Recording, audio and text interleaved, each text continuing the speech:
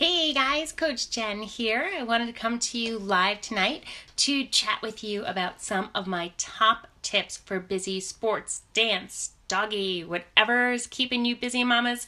This is going to help you to get your time in and help you keep on track with your health and fitness.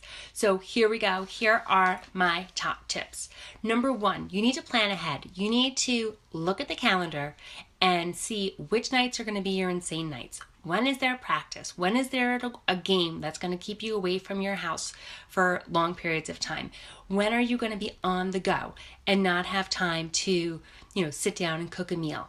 Those are the nights we really need to target with some very special meal planning. So here are some things for those kinds of nights that save me so they can definitely save you. Number one, those are perfect nights for crock pot meals. So you go to that soccer game or baseball game or basketball game or whatever it may be, dance practice, and when you get home, dinner is waiting for you. It's healthy, it's full of things that you should be putting on your plate, and it is ready to go, which is awesome.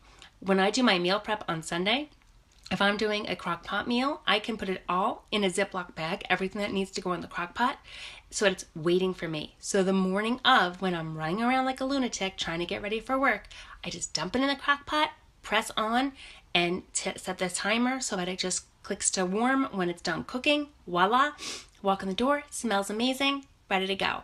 That's tip number one. Tip number two, on those crazy days, reorganize your day. Typically, we have dinner as our largest meal of the day. But what I've been doing now is if I have an insane night, what I'll do is I'll have a big lunch. And then for dinner, I'll just have a shake or something, a salad, something really easy, really light. I'm not hungry if I have my main meal at lunchtime and then I have a snack in the afternoon. Come home, have a shake, I am good to go for the night. So sometimes changing the way you think about things, we're so routinized that dinner has to be the main meal. No, it doesn't. You could have a bowl of cereal for dinner. You could have scrambled eggs for dinner. You could have a salad, or I always go for my shake. My Shakeology fills me up, gives me the nutrients I need, and then I'm perfect for the rest of the night. Number three, cook double portions on nights where you're not insane. So if you have a, practice-free night, imagine that, or a slower night, whatever you're making that night, make double so that the next night you have the leftovers to enjoy. That makes it super easy.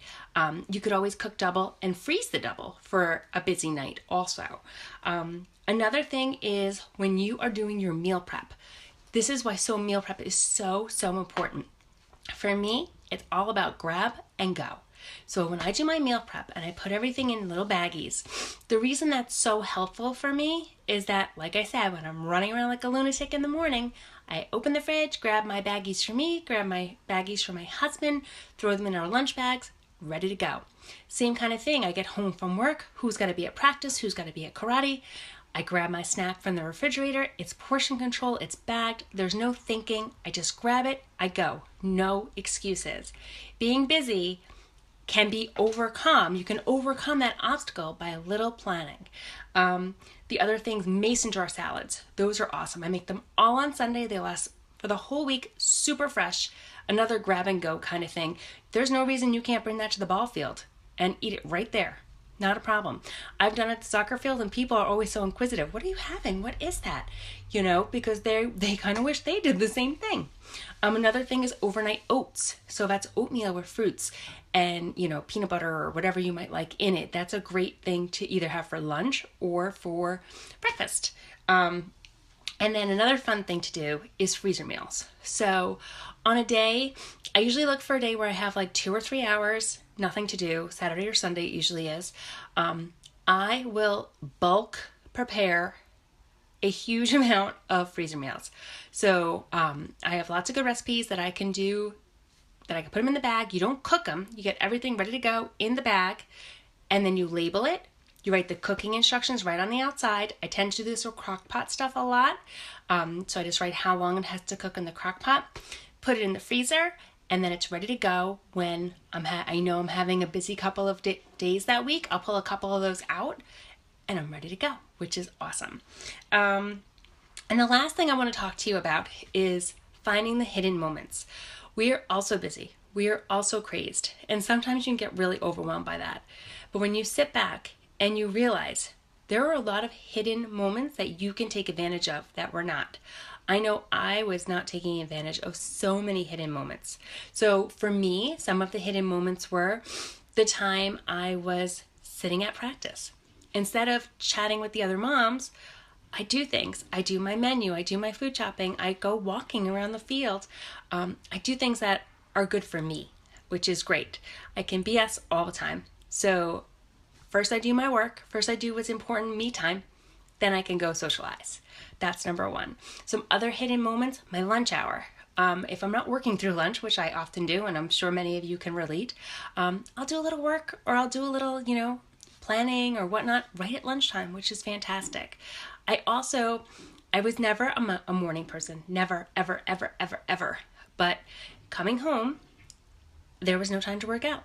I would come home and who had to be where, and I had to cook dinner and I had to do this, I had to do that. It just wasn't happening. So I bit the bullet and I said, that's it. I'm going to get up at 5:30 and work out. And let me tell you, I don't love hearing that alarm at 5:30. I don't. I actually hate it.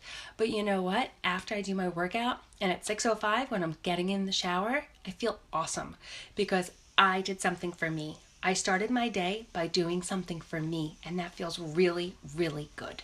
So those are some of my top tips to help busy moms eat right and get fitness in. I hope you found it helpful. If you have any questions, post them below and I will be happy to answer them. I'll talk to you soon. Bye guys.